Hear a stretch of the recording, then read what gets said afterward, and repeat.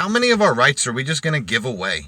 They just arrested a pastor in Florida for holding a church service.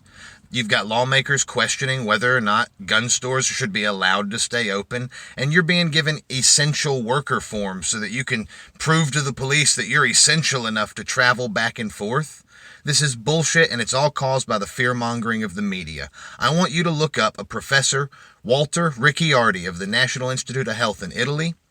He says that 12% of the deaths in Italy are direct causality, or directly caused by the coronavirus. The other 88% had at least one, some of them 2 or 3, other premorbidities such as head injury, stroke, heart attack, overdose, something like that. If you don't think that's happening here in America, I want you to Google Pennsylvania man dies of head injury, coronavirus.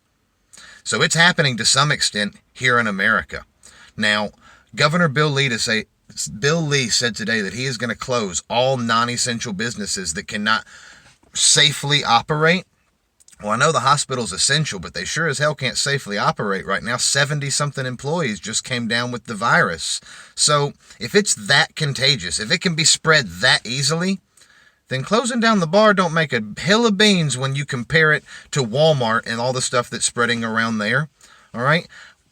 Dr. Fauci says you're going to have a vaccine soon. Well, they have a vaccine for the flu, which isn't as contagious as this, and it still infects 54 million Americans each season. So my entire theory, the reason all these governors are shutting things down, is that they don't want the hospitals overrun, but it's because that will highlight the fact that they have spent money on their own pay raises for them, their staff, and for new buildings and things that they wanted, instead of having a stockpile of respirators and masks for the citizens in case lower respiratory issues flared up. You know, like happens every year.